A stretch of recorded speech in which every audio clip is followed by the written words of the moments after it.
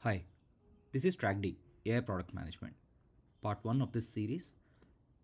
Today we are going to look at AI opportunity discovery, deciding whether, what, and in what order to build AI. Somewhere this week, a stakeholder is going to say, we need to add AI to this. The junior PM says, yeah, sure, and starts prompting. The senior PM will say, hey, what's the job, and would a rule do it cheaper? But a senior PM at a principal level will say something different. Which step of which workflow is it worth building first? And can we afford to run and evaluate it at scale? And will it earn a slot in the portfolio? This module is how you become the third PM.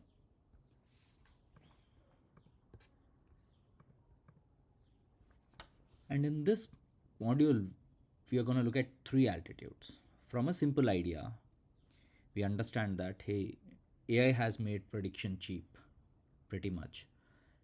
Now that the value has moved from prediction to data, judgment, and action. You could buy prediction and you could sell the workflow. And all of this is what we are going to discuss in this. And at three altitudes. At a feature level, hey, is this even worth doing at AI? Which model should we select? Can we evaluate the result? Second, at a product level, hey, what feature comes first? What do we need to build first in the workflow? Will that mature faster? Third, at a business level, yeah, does the investment justify? Are the economics right? Is it better for our portfolio? Can we build a defensibility by building this feature or product? Most of the trainings that I've seen in the market stop at altitude 1, which is at a feature level. Our job, or a PM's job, tests all the three, especially what not to build, what it costs, and what happens when you can't evaluate. Now, this is a journey that we are going to take in part 1. We are going to start with the framework or a frame of thinking. Yeah, this is the product altitude for us. We are going to look at workflow decomposition, the AI value chain. This is where all the opportunities actually hide. Then we are going to look at the 5 hunting grounds. This is where all the opportunity discovery happens. Finally, we're going to prioritize the features that we are going to build. What to build first. Then we're going to choose or look at frameworks that will help us decide when to use AI versus when to use automation. The economic framework and a decision test also. Then we are going to look at AI capability taxonomy. We will reason from capabilities and not from models. Then we are going to look at two gates that help us decide hey, how do we choose to build something? We are going to look at feasibility and data as the criteria or gates. Then we are going to look at the model decision or model family decision tree. Yeah, how do we choose the right models? And in model selection, we'll use comparison table to see how models should be selected. Finally, we will decide, hey, what should be the first path? Should we buy versus should we build?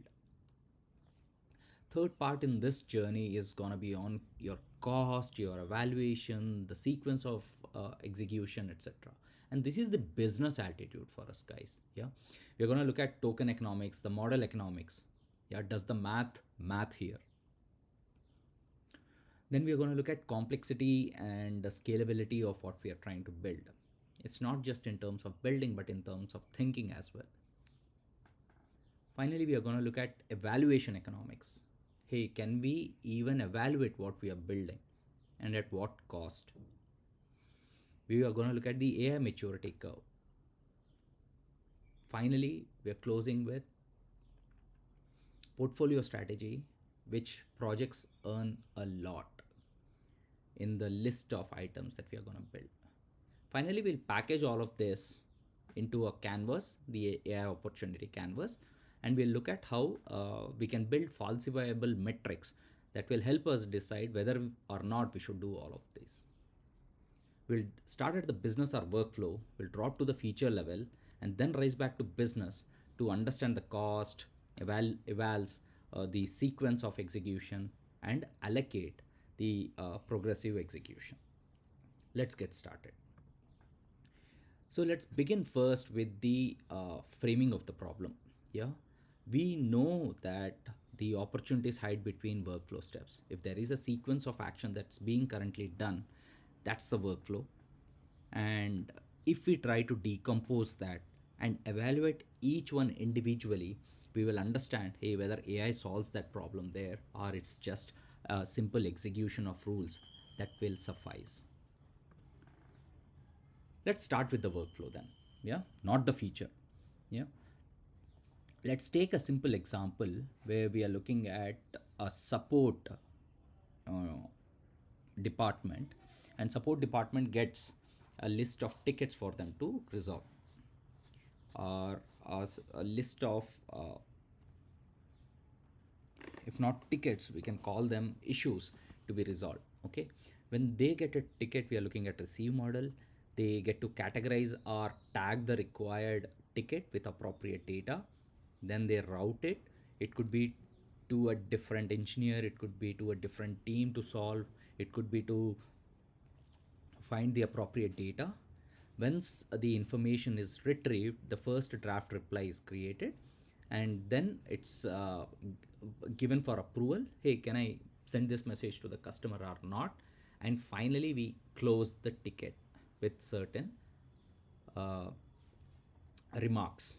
Yeah, this is what the execution looks like in a department of support.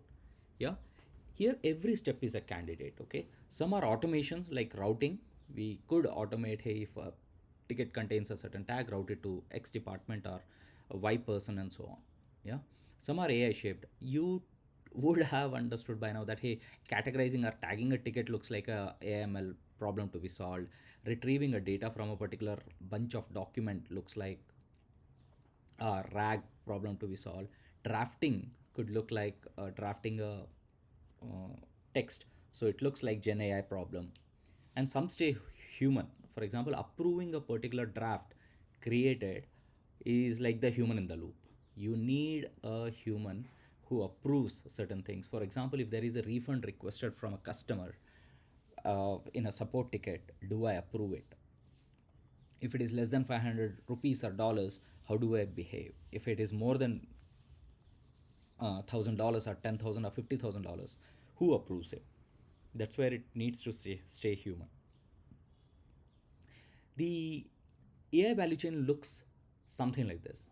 It will typically start with understanding the whole problem. Whom are we solving for? What business implications does it have? And and where does this problem sit today? What are the surrounding departments, people, business implications that we are going to have? Then we take them and decompose them into workflows. We understand, hey, if this is a workflow that a particular department follows, then we split them into capabilities. Receive is a capability, categorize is a capability, and so on. Then for each of these, we understand what model suits it. If we understand the model, then we need to build the infrastructure around it. Building the model and infrastructure is not sufficient. We need to evaluate it. Does this work as expected? And once we have done all this, the business value needs to be derived. Is there a reduction in turnaround time? Is there an improvement in adoption? Is there a reduction in the number of tasks to be done by the individual or human? The value leaks at the weakest link. Whichever is weak in this, the value leak will happen. Yeah. And here's the trap: a brilliant model wired into the wrong workflow step with no evaluation will deliver zero value. Okay, you can debug at the chain level and ask, hey, is this the model good enough? But that's not what we should be doing. Yeah, we should be debugging it at the chain level here. We should not be asking, hey, is the model alone good enough? And this is where AI actually wins. Here are 5 task shapes, the 5 types of tasks that we could look at and think about, will AI actually win here? The first one being the high volume, repetitive, shallow tasks. In the previous chain, we saw about triaging or categorizing, tagging, routing the ticket to the appropriate department or person, extraction of certain information from documents.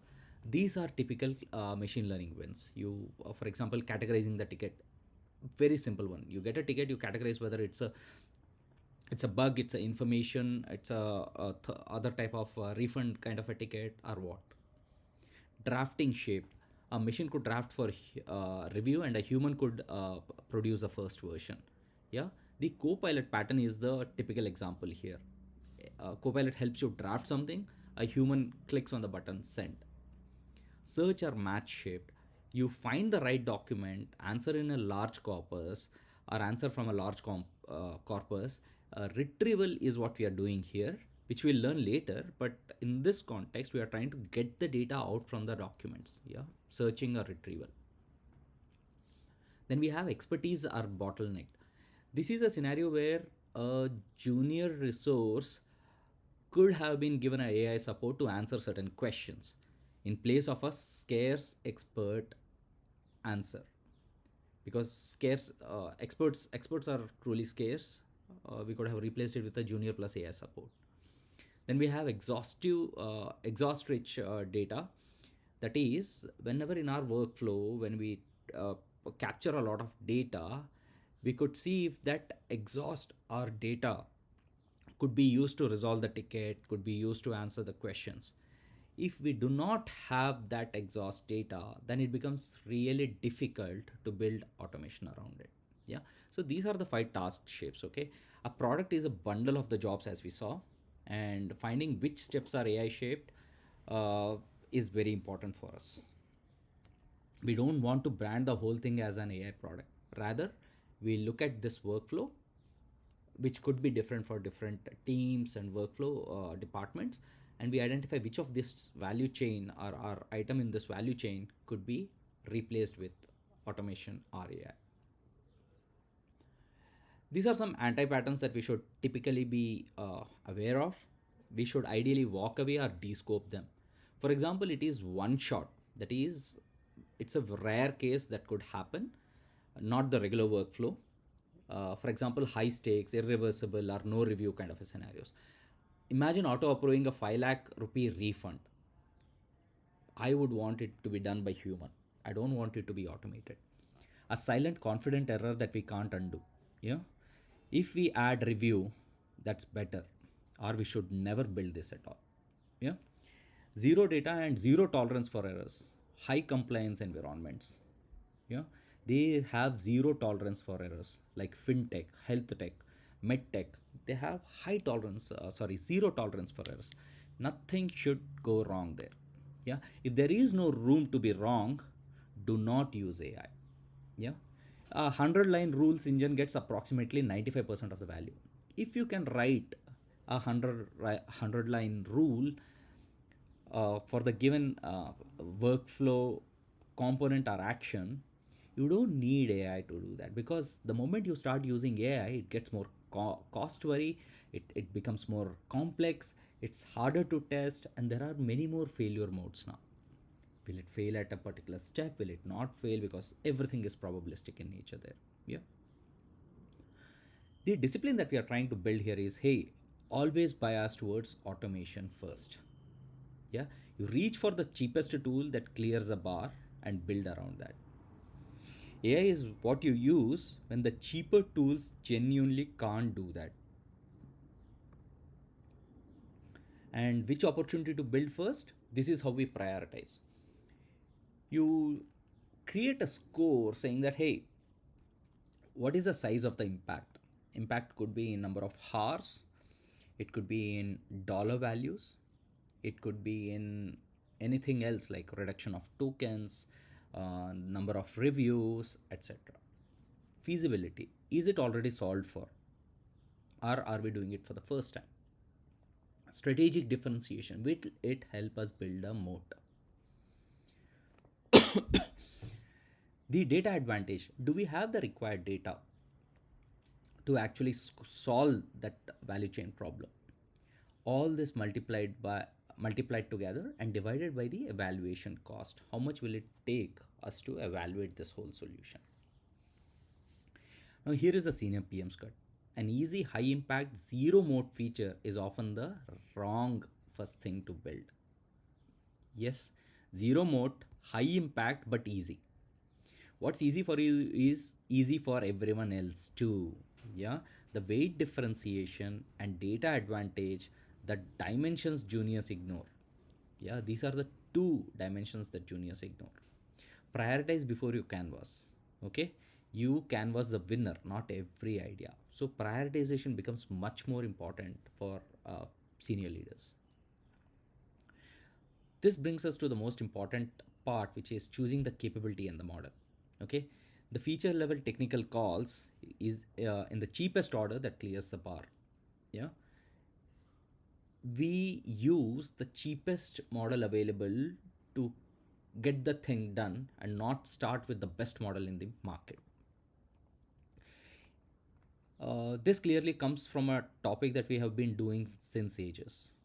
Yeah, we have for a long time done a lot of automation. Yeah, we started with a deterministic style of automation where we expected that, hey, if I give a particular input, I'll get the same output every time. Yeah, it was a complete rule book that was built around this. Yeah, and whenever it fails loudly. It very clearly tells, hey, here is the failure. A UI pop-up, it could be a warning, it could be a clear bubbled message. Any of that, it used to fail very loudly. Then AI came into the picture, which was probabilistic in nature. Here, the prediction is under uncertainty. I cannot build clear rules, and hence I am using AI. There is no rule book here. Yeah, and when it fails silently and confidently. It confidently says that it is correct. Yeah, and this is the reason that evals are being written to uh, validate under what criteria will AI fail terribly. Yeah, and this is the economic framing. AI is a drop in the cost of prediction. Yeah, so there was a huge cost of prediction earlier. Now we have considerably dropped that cost. Now we can use much more of it, and this complements the other actions that we were doing earlier, like data judgment action. And now, because of drop of prediction, these have become more valuable. Yeah, the data, the judgment, and the action. What we should ideally do in this case, the economic framing is that you buy prediction because it is very cheap and sell a workflow because that's our unique value proposition. Yep. Here is a support example. If there is a refund which is less than 500 rupees for a customer in good standing, you simply issue it. A simple rule can be written for this. Yeah, there is a complete rule book that exists for this on automation. An LLM here is a strict downgrade. Yeah, you cannot use a LLM to do here because it will use this tokens to be sent to the LLM. It will try to reason out, then it will try to route it, then it will try to bring in a human, then it. These are all costs because it's slow, it's costlier, it's non-auditable, and occasionally it will go wrong confidently. And here is the rule book or decision test that we were talking about. Yeah, if a competent person would say, hey, I can write the complete rule book, it's a simple automation. Yeah, create rules and stop there. Don't use AI. If a person says, I know it when I see it, yeah, this is on a structured data. This is a learning problem.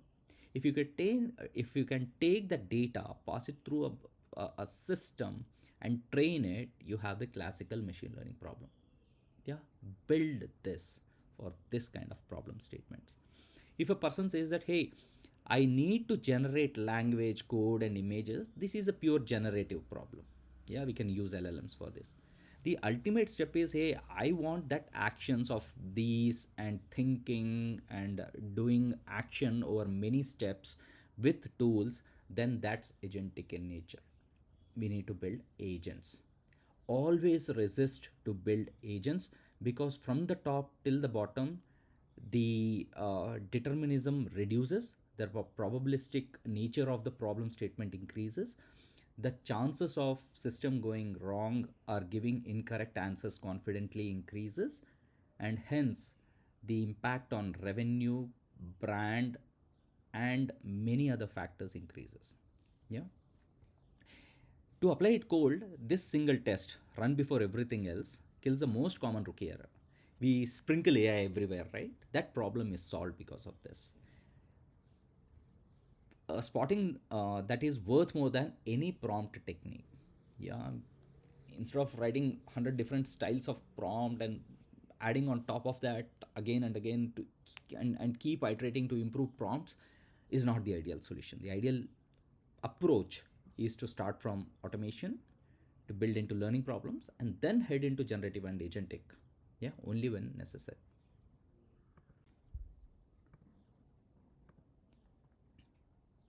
And this is the capability taxonomy that we are referring to. Yeah, there are reasons that we should choose certain capabilities and work on that and not models. Yeah, typically, if you had a requirement like understanding data, then it can be served by using an LLMs or classical natural language processing.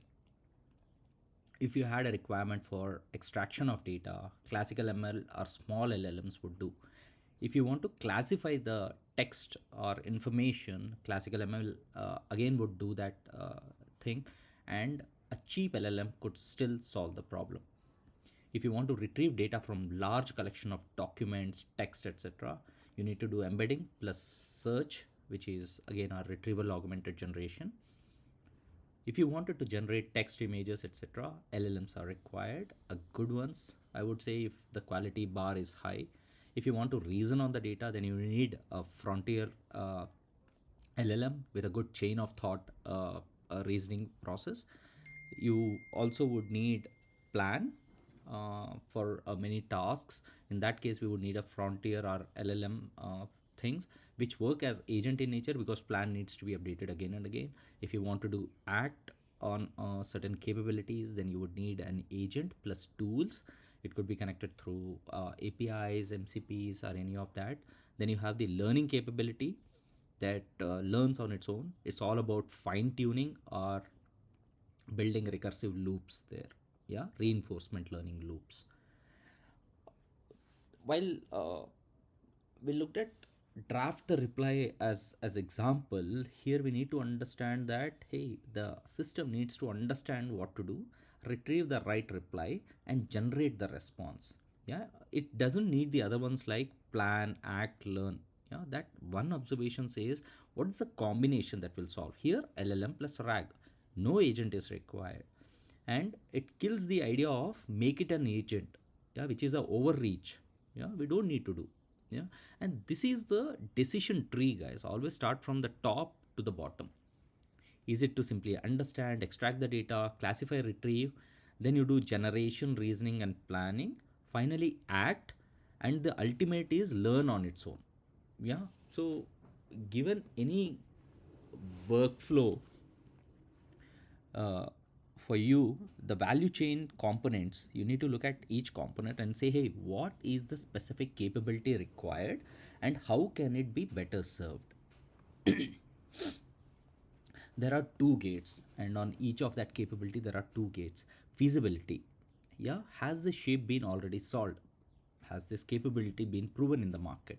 Yeah, and what accuracy does this workflow need versus what can the model deliver? Yeah, we already seen that Copilot with review is useful at approximately 70%. AutoSend needs 99% accuracy. Yeah, is the gap closable or a wall? That needs to be answered as gate 1. Gate 2, what exists today? It with respect to data. Okay, this is with respect to data, the volume of data, the quality, the freshness of the data, rights. Do we even have the rights to use that data? If it is not a public data, it should be within the company's private walls. If it is within private walls, has the other department given you the permission to use? Because it could have PII related information. Yeah, and is that data completely labeled, or does the workflow emit exhaust today? For example, if you have resolved tickets, you know why they were resolved, so there is an exhaust or labeled data. But if it is churn, if you haven't tracked why customers are churning, you do not have the right labeled data, and you can't use it to automate a churn prediction workflow. Yeah. The other factors that you need to consider are this PI information, the residency, where does the data reside, what contracts are we obligated to follow, and all of this. Yeah. Memorize this, guys. No data, no exhaust, no public model coverage is equal to no project. If there is no data, it is not labeled, and we do not have the public model coverage, we cannot build a project here. Yeah. Good example was the predict churn. Yeah. If the churn outcomes are not tagged correctly, it will fail this gate too. All you have done is saved a quarter of time for everyone. And this is the decision tree that helps us clear the bar. Yeah, this stops us at the first branch itself if something needs to be done via automation. Let's go through this in detail and understand this in in in in pretty detail, because this is where we dot the i's and cross the t's. Is the logic fully specifiable by an expert? If yes, write the rules or use automation and stop there. Don't go any further. If there is prediction or classification data on structured data, if yes, use classical machine learning, XGBoost, or gradient boost, or any of that. It's fast, cheap, and it's interpretable. You can actually tell why was the decision given. You could also use decision trees here as well. If it is about perception or unstructured data, you need to define whether it's a lot of data or a small volume of data. If it is narrow and high volume data, you can use specialized deep learning models like convolutional neural networks, which is CNN, VIT, Vision Transformer, or ASR, which is audio to speech recognition. You can use these models to solve narrow and high volume problems. But if it is complex, like, hey, there is language, there is knowledge, and there is generation also involved, then you need to further split this and understand, is it generic and low volume? If yes, simple prompting with an LLM API will solve the problem. If you need your own data to be added it to the public frontier models, then a RAG could be accompanied with the LLM. If you need your own style or format at scale, the response times are pretty small. You need your own styling, the way that it needs to communicate as a response, and so on, then you need to fine tune the LLM. Ultimately, if it is a multi step tool action wherein it has to call certain APIs, it has to take its own actions, it needs to do repetitive work, then you go with agent. This is the last resort. Yeah. Read this as a cost leader, guys. Yeah, this as a cost ladder, sorry. Every rung that you're climbing in sequence means more money, more latency, there are chances of failure, and it keeps increasing as we go down, and it's very critical and harder to evaluate as we come down. Yeah. If your problem is about categorizing data, use classical ML. If you want to draft, LLM plus RAG will solve the problem, and so on. We looked at these examples in the last one. Yeah. Autonomous end to end is the last resort. Resist. Yeah, resist until the simpler pieces ship. And if we were to pick a particular model from a family of uh, from a family, yeah, you need to really weigh down the decisions according to these columns. Okay. The dimensions that we are talking about is latency, the cost per call, the determinism, how deterministic is the response or outcomes, the explainability, can I trace the outcome to the input, how easy it is to maintain, and the evaluation difficulty. For rules, it is instant. Cost per call is literally zero, and it's highly deterministic in nature, because I know if I give a particular input, what will the output be. Explainability is also pretty much clear. The maintenance is low because I only have to add rules or remove rules, and eval difficulty is also very trivial because I can trace from the beginning till the end. Machine learning, a little harder than what the rules does. Prompt, somewhere in between. This gets complex when we head towards RAG. While the latency is still small, the cost per call begins here, because now RAG has to read documents, uh, pull the required data, and respond. The determinism is low here, both at prompt and RAG level, and fine tuned and agent. It grows, as you see, because the probabilistic nature and the number of elements in the whole system keep increasing towards agent. Explainability also keeps low here. RAG is medium for the very reason that we are pulling the data out of certain source. Yeah, we know the source and it is able to tell that, hey, I pull the data from this particular document. So some explainability is there. Yeah, maintenance, prompt churns is there. Indexing as a challenge here in maintenance. Yeah, you need to continuously index the data for staleness. Yeah, that's the challenge here. Here, fine tune, you always need to retrain the treadmill. The hardest uh, piece of fine tuning is always trying to maintain the model. Yeah, that's the hard part. Agent is even higher for the very reason that if there are changes in the tools, you'll have to maintain. If there are changes in the prompts, that you need to maintain, everything is involved in agent, so it's very high. Yeah, the evaluation difficulty is hardest towards the right. Yeah, the point that we are trying to make is, hey, just use the most capable model. We'll ignore these 7 columns.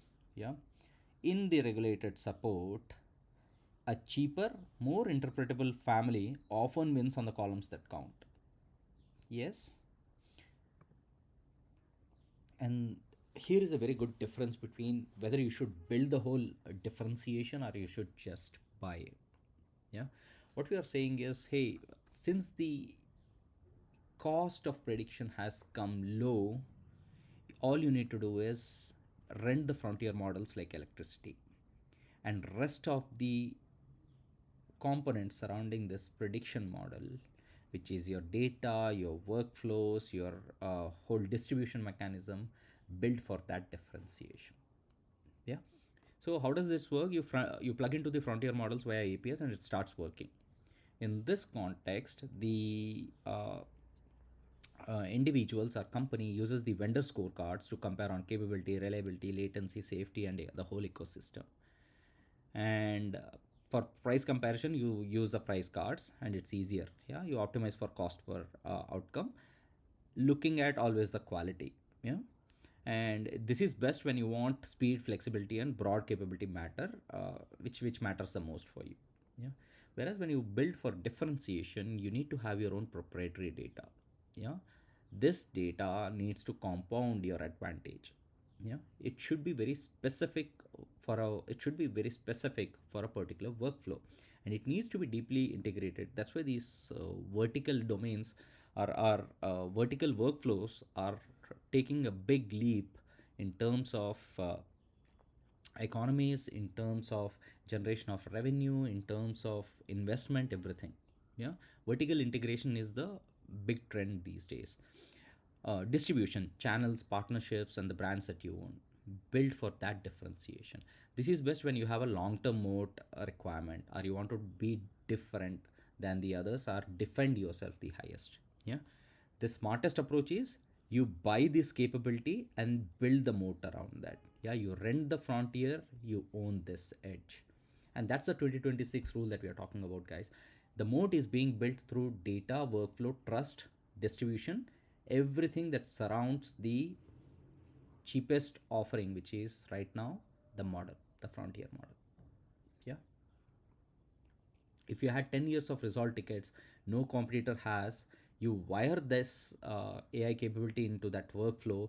That's the moat that you're building.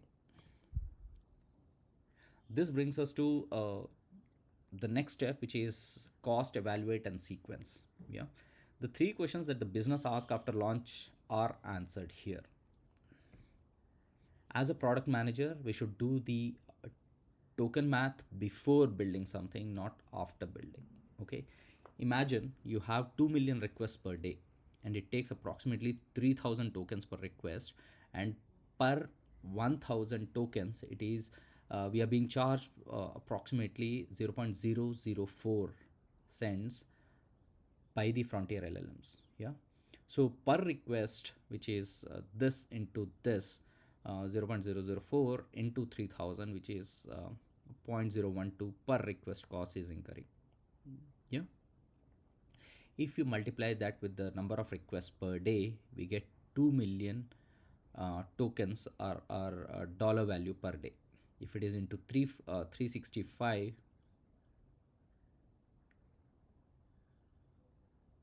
sorry, this is 2 million tokens per day, and this is this much cost per request. And if you multiply that with total cost per year that we are looking at is 8.7 million, and suddenly you care more about the context bloat, model tiering, the caching, and everything. Yeah. So now you start thinking, hey, does all my ticket that come into the workflow need a LLM? Yeah. Instead of building and then thinking, we could now think ahead before building itself. Yeah. What if this inference falls by 100x? Yeah. Prediction becomes free.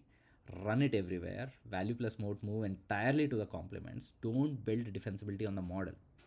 Yeah. Or today's price. That's what we are saying. Prediction. This is the prediction cost. And if this becomes cheaper by every year, do we can we even build a moat around this? We cannot. We can only build the defensibility or moat around the workflow. Yeah. Here is a typical interview standard that will go by. They'll ask you to estimate the annual inference bill for a particular feature. How do we do that? We sketch the tokens, we calculate the cost per request, we look at the scale, and on an annual basis, how much will we spend? That we write down. Yeah. And then reason about the trend and not just today's price.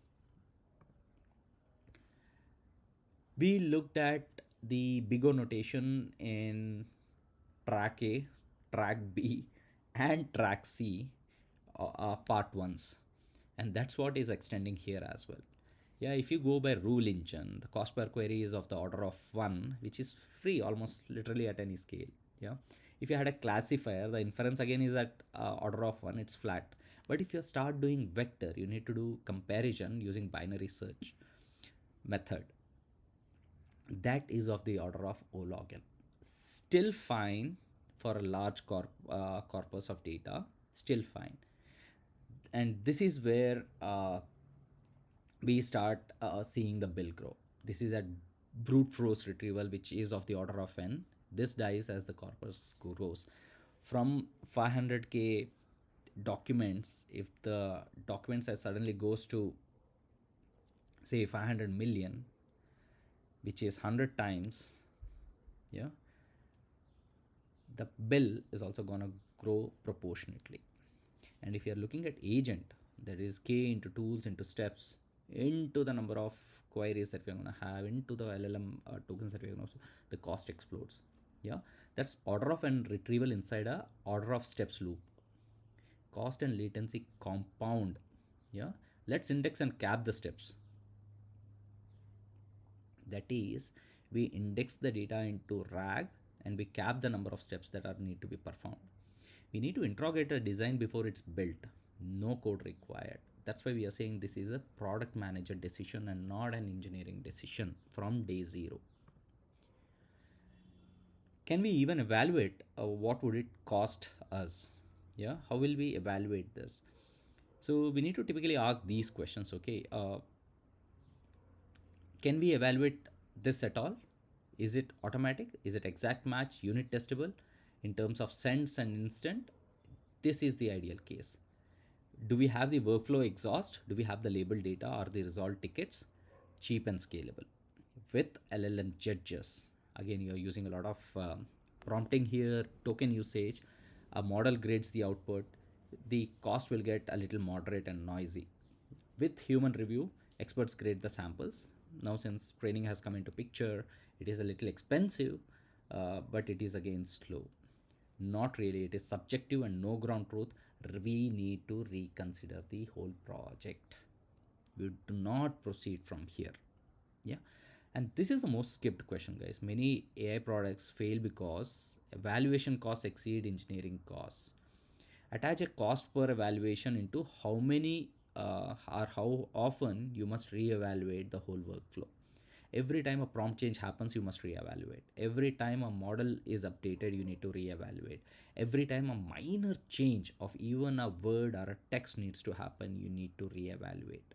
Yeah, if you can't evaluate it affordably, you can't safely ship it. It fails silently and you would never know this. Yeah, continuous evaluation is a gating criteria that needs to be mentioned. Yeah, and its feasibility also can be evaluate at scale. Can we evaluate uh, 10 features versus 100 scenarios? How much can we evaluate, since everything is probabilistic in nature here? Yeah.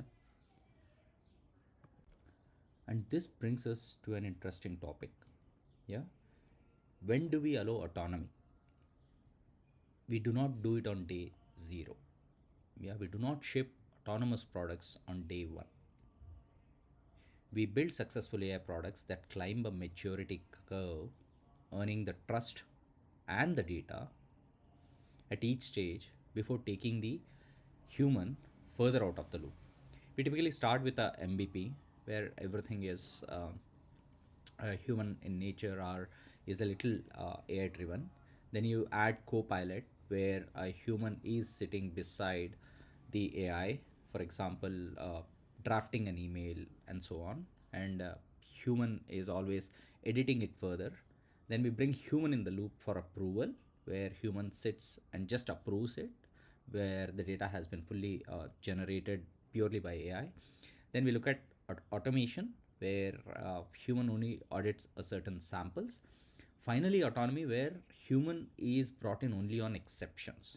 Yeah, this is the maturity curve that we should follow to ensure that the autonomous products are not shipped on day zero and pull us into problems. Yeah, we climb this tree or curve, earning the trust and evaluation data at each state.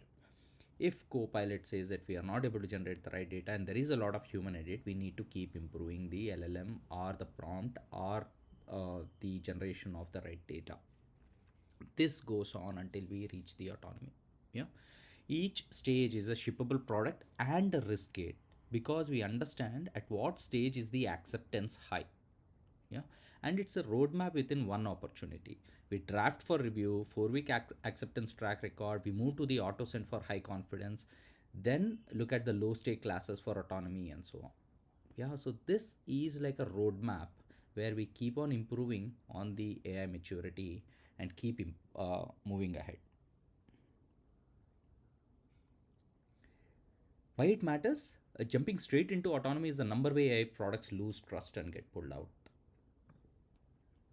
And which projects earn a slot in AI? Typical levers are on the ones that generate high revenue. Yeah, are we looking at new sales or expansion? Is it about reducing the cost of the data? Are we looking at margins? Is it about retention, customer retention, making it stickier and so on? Is it about improving speed? Yeah, do we ship the products faster? Is the customer able to take decisions faster? Defensibility versus competitors. Hey, can we build a moat around this? Finally, the platform leverage. Can we reuse certain features across other products as well? So the question about feature versus platform always remains. Hey, when does a capability become a platform capability? Yeah, when can multiple products reuse this? Yeah, if it is uh, grounded in something that can be reused again and again with minimal changes per product, that's where it becomes a platform capability. Let's take an example. A reply drafter is a feature. The retrieval plus grounding plus eval harness underneath are all exposed commonly across multiple systems, and then exposed to billing, sales, and success built on top of that, then it becomes a platform capability. Yeah, it has higher leverage and defensibility, rather than something that can only be used by one department like billing but not by sales. does not become a platform capability. It's still a feature in a particular product. Finally, packaging the whole thing. Yeah, if we collapse the decision into one artifact and it can be defended and disproven for incorrect packaging, then we have made the right decision. Yeah. So this is how the opportunity canvas looks like. Yeah, we have a 10 field list that carry this whole decision. We begin with the user and the pain. Yeah, who hurts the most, how often are they hurt, or how intense is the pain, and what does it cost them. As a product manager, we've already seen that keep the user at the center. Yeah, empathy for the user and understanding the user's pain. Yeah, all this is this simple translation from there, nothing new. Current workflow, can we decompose the steps of the workflow? Yeah, which step is this user and pain the intensive at? Yeah, we create a AI hypothesis. We looked at this, we looked at capability, step, outcome, and metric. Which of the five steps is more or which of the five task shapes is this related to? We need to look at error tolerance and recovery. What happens when something goes wrong? Who will catch it? And will the customer be impacted on a high, medium, low scale? Yeah, what maturity stage are we looking at when using a particular tool? Data, do we have the required resources, the volume of data, the quality, the rights to the data, and an exhaust, that is labeled data? Feasibility and evaluation precedent, who will ship or who shipped this shape? Yeah, can we evaluate it affordably? We already looked at this, saying that uh, if we move towards agentic experience, the evaluations also scale considerably. And if we cannot affordably evaluate, then the product is not worth shipping, because without evaluation, the chance that this product will fail, or the chance that this feature will fail in the market, is much higher. We looked at capability and model family, where we said, hey, there needs to be a capability map, and we need to look at a tree branch on how to take a decision. And finally, we looked at buy versus build. You buy the commoditized uh, uh, electricity type event, which is frontier model for token generation, and you build the moat around that using your data, your trust, your distribution, and so on. Yeah. Then we looked at success metrics, which we are going to look at it. It's about leading, lagging, and guardrails. Yeah, this is very important, because without defining the success metrics, you do not know whatever we've built so far is working, not working, and so on. While the leading and lagging indicators can indicate how the system is performing, guardrails is also important. We'll look at it why. Yeah. One thing that we need to be always aware of from the top to bottom, we've always already looked into this as an example also, is the unit economics and the top three risks that we are gonna run into. Yeah, we need to run an rough annual cost that we will incur because of running these systems. We also need to take into the top three risks, which is technical, adoption, and trust. Yeah, why now and strategic fit gives us the final decision. Hey, what has changed in the recent past? Yeah, how do we prioritize this, and what portfolio levers are changing that makes this product more important, or this opportunity more important?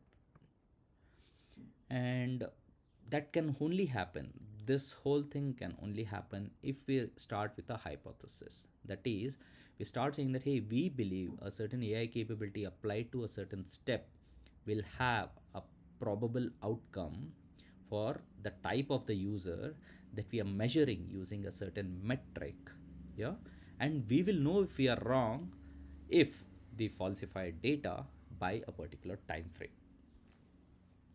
Yeah, and in this all stuff, the most important things are the metrics, how we are gonna measure the success, because everything else we looked at.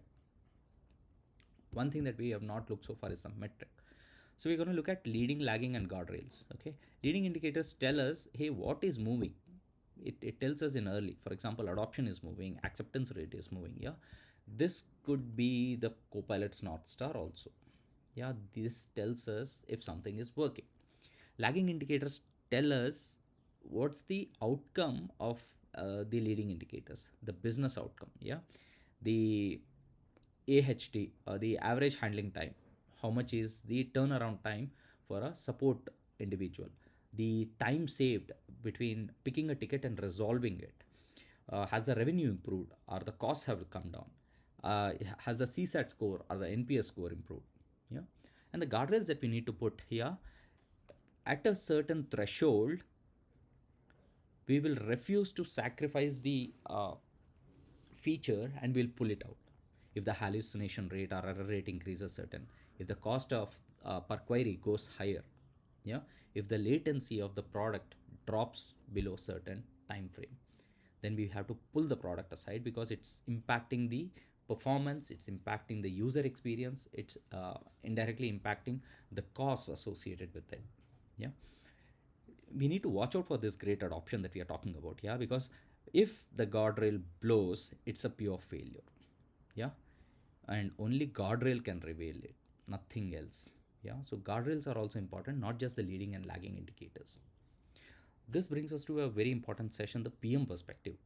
Yeah, all the conversation that we had so far, why does it matter, the traps that we need to keep a watch for, and how it all shows up in the interviews.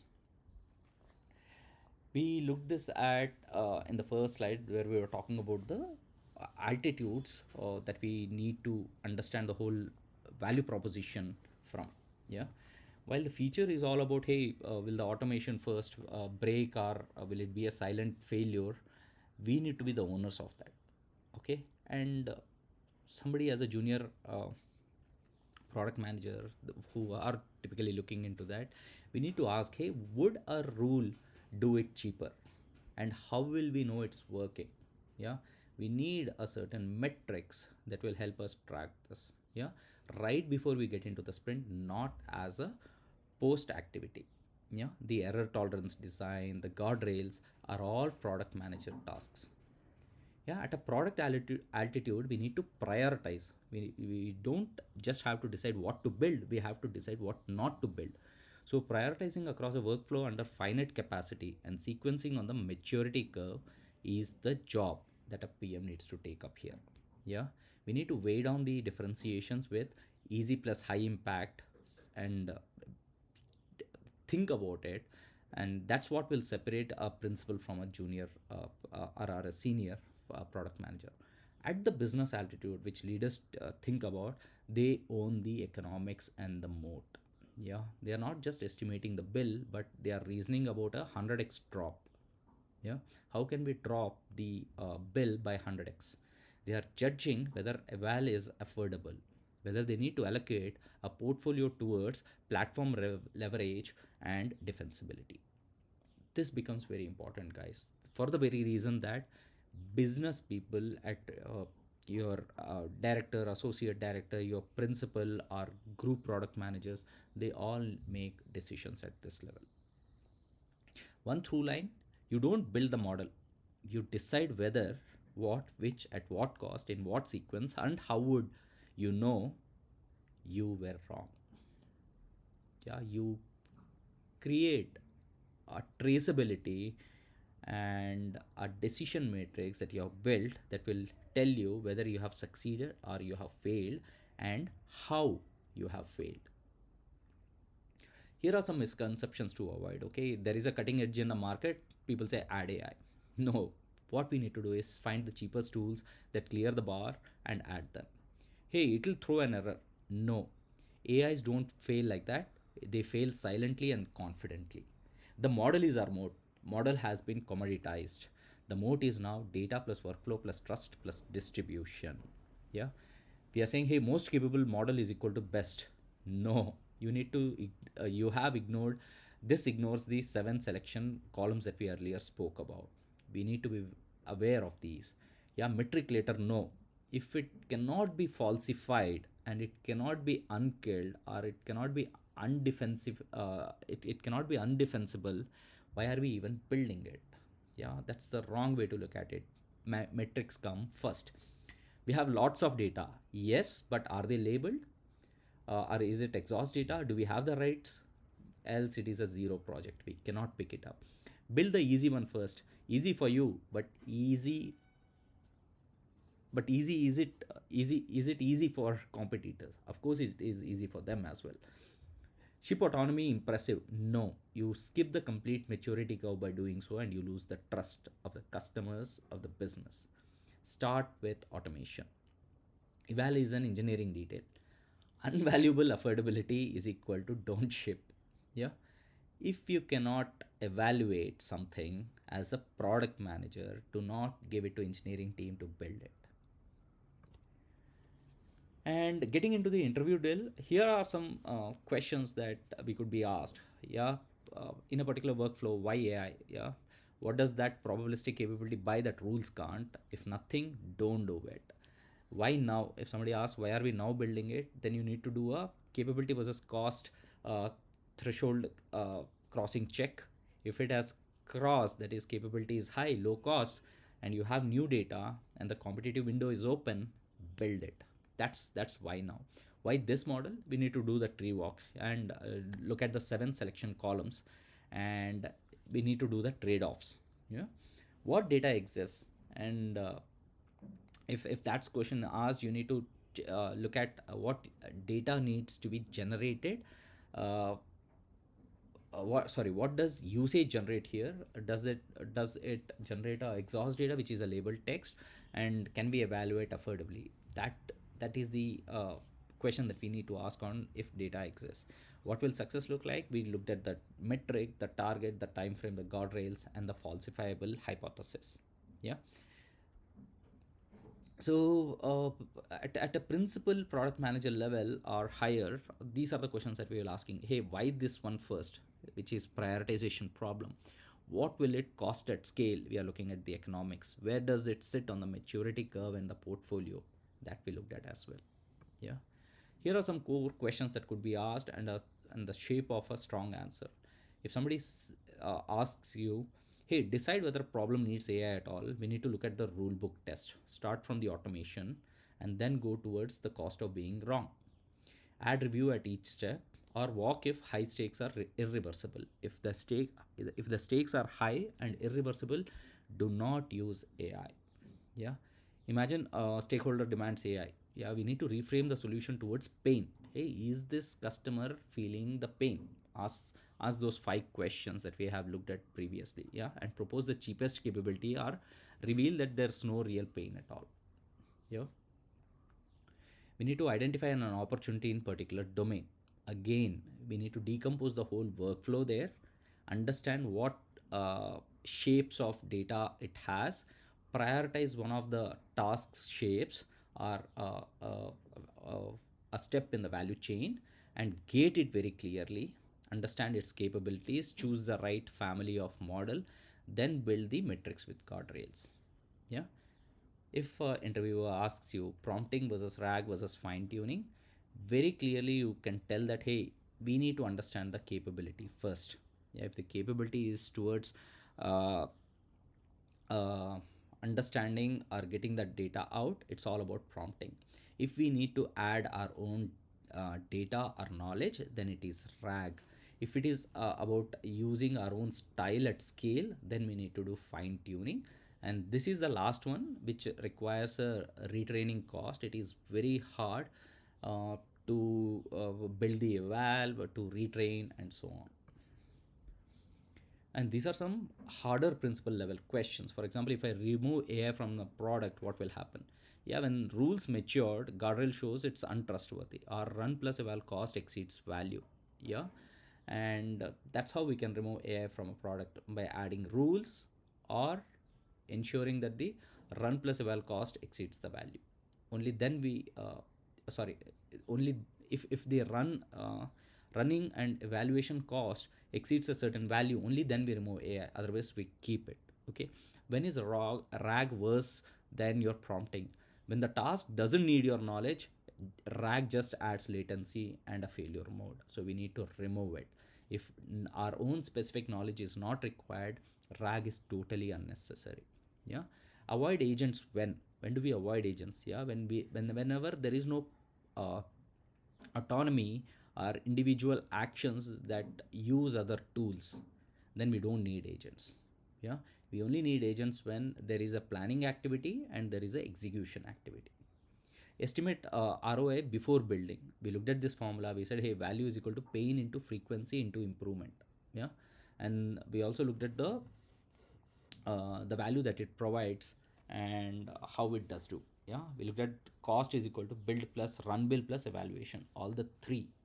If you don't if you don't include eval, you are missing on a big point there.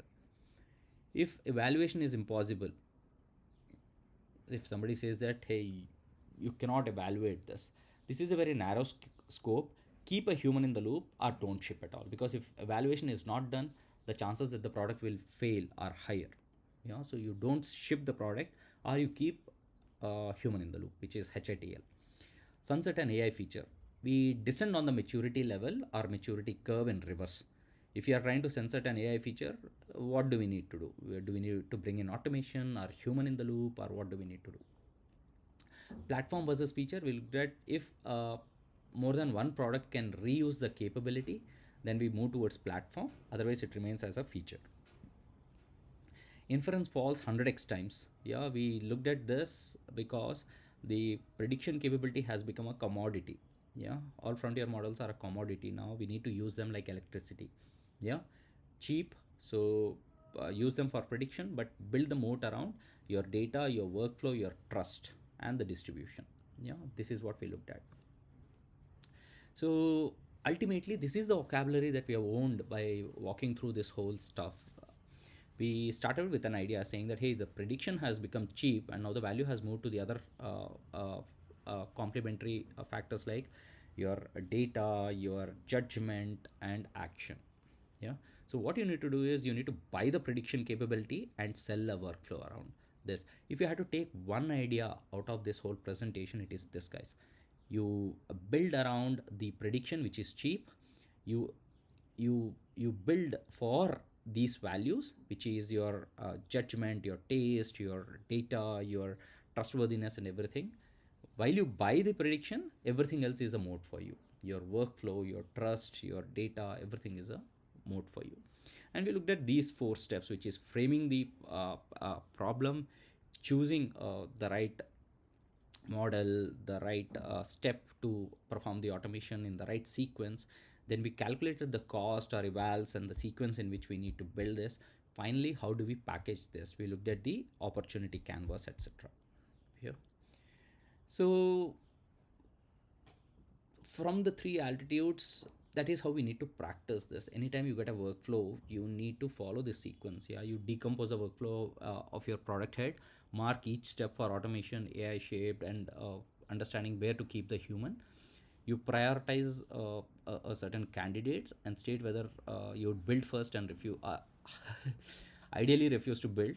Yeah, then you need to choose the decision test, the capability map, two gates, and the tree structure, and use that to come up with the top two families. And ultimately look at the cost eval and sequence. These are asynchronous in nature, it need not be in sequence. Finally, build the canvas with the 10 fields. Yeah, don't put any placeholders. And use falsifiable hypothesis using the right metrics, which are in one of the categories of leading, lagging. Ultimately, have guardrails, because you wouldn't know when the product is silently failing. Yeah, you need to rehearse this and publish those 5 questions aloud, and that will become the decision. And that is how you can tell, hey, this is how I've decided whether, what, and in what order we need to build. So this brings us to the conclusion of track D part 1, which was on AI opportunity discovery and AI strategy. Yeah, you buy the prediction, but you sell a workflow. That's the gist of this whole session. Yeah, and Andrew Ng, who contributed a lot to the education of AI, says that, yeah, AI is the new electricity. Agrawal, Gans, and Goldfarb also said this. Hey, when prediction becomes cheap, we use more of it. And Andrej Karpati, my favorite, says the hottest new programming language is English. With this, thank you.